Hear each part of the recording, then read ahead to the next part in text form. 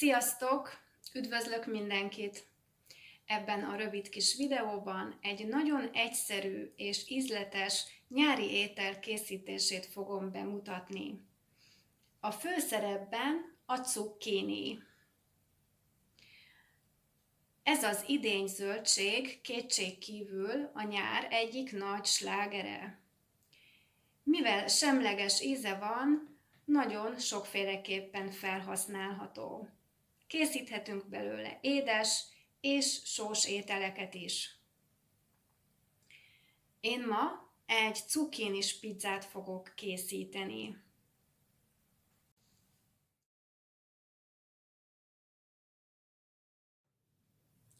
A cukkinis pizza hozzávalói: cukkini, fokhagyma, tojás, paradicsom, sajt, liszt és petrezselyem. Ezen kívül só és bors.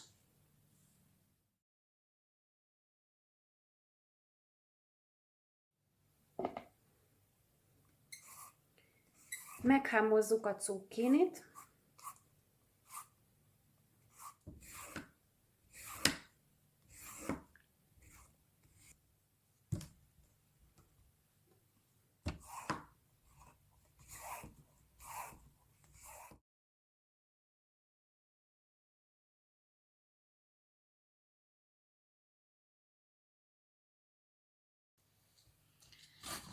Lereszeljük a cukkinit.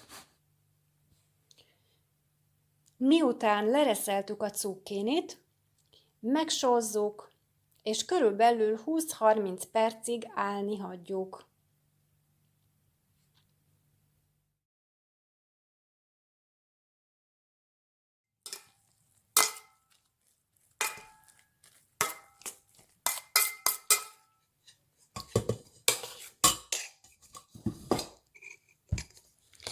A cukkini levet eresztett, most kinyomkodjuk a levét.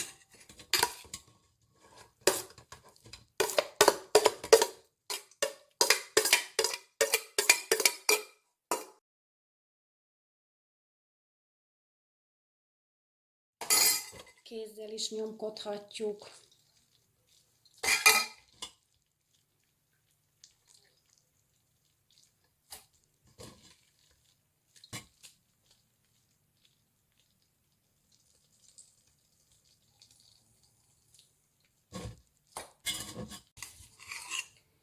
A cukkinit összekeverjük az apróra vágott petrezselyemmel, reszelt fokhagymával, a tojásokkal és a liszttel.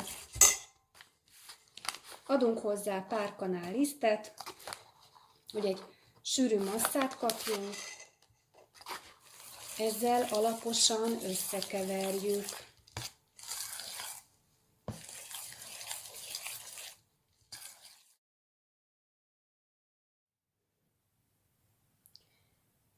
Keverek bele még egy kis reszelt sajtot és sütőport is.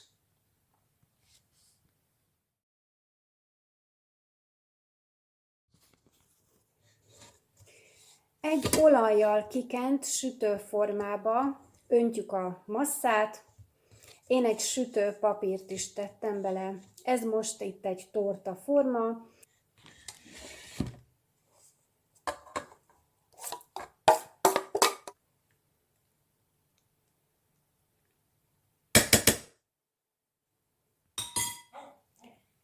Kirakom paradicsommal a tetejét.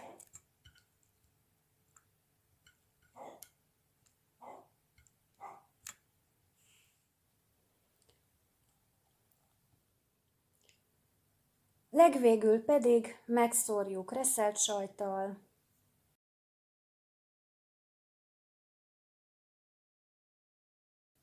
Majd betesszük az előmelegített sütőbe.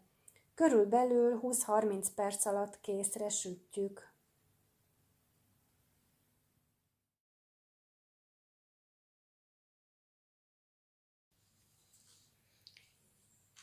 Mutatom Így néz ki az elkészült cukkinis pizza.